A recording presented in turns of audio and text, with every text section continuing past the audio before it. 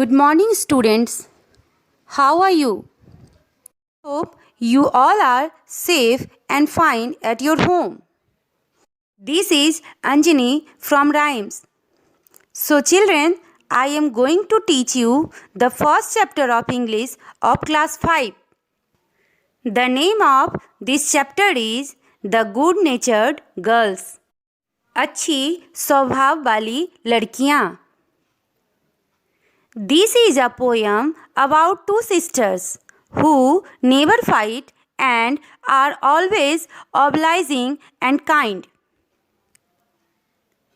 यह दो बहनों के बारे में एक कविता है जो बहनें कभी लड़ती नहीं हैं और हमेशा आभारी और दयालु होती हैं.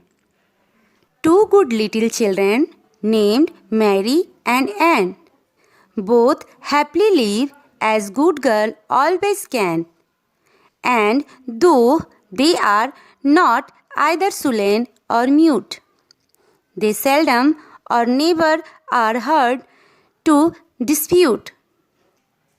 दो छोटे और अच्छे बच्चे जिनका नाम मैरी और एन है, दोनों खुशी से रहते हैं जैसे कि अच्छी लड़कियां हमेशा रहती हैं, और वे हालांकि सुस्त या शांत नहीं हैं, वे शायद ही कभी विवाद करती या उनके झगड़े शायद ही कभी सुनाई देते हैं.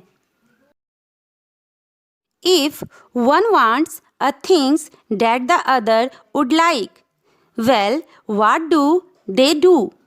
Must they quarrel and strike?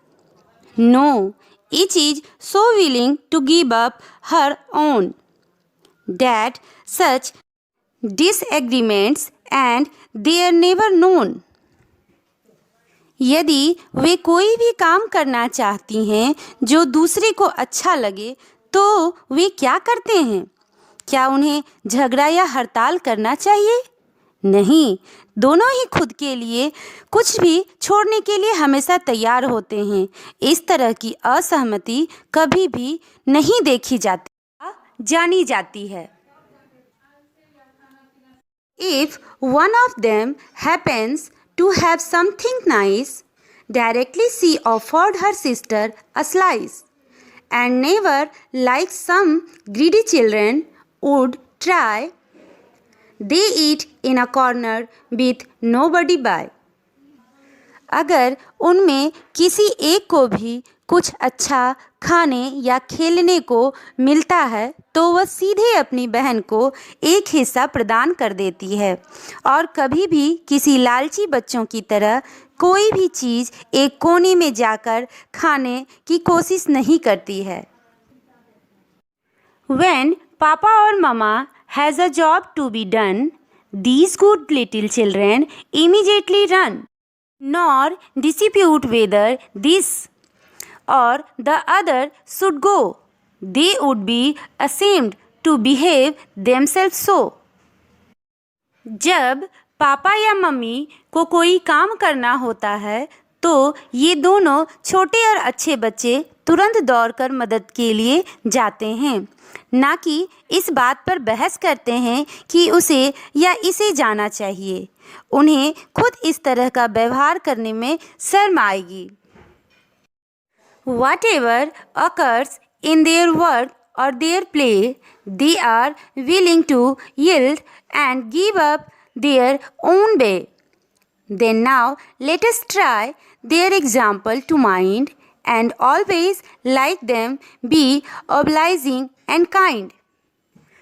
जो कुछ भी होता है उनके काम या खेलने में वे देने या करने के लिए हमेशा ही तैयार होते हैं और रास्ता छोड़ देते हैं. तो अब हम उनको उदाहरण के रूप में ध्यान में रखते हुए और हमेशा उन्हीं की तरह आभारी और दयालु बनने की कोशिश करें. Like this, we read this poem. Now, there are few word meanings in this poem which are written below. Please learn and write them. On the basis of this poem, do question number A, B, C as homework. If you have any problem in this chapter, then you can contact me. Next video will be uploaded soon. Till then, stay home, stay safe.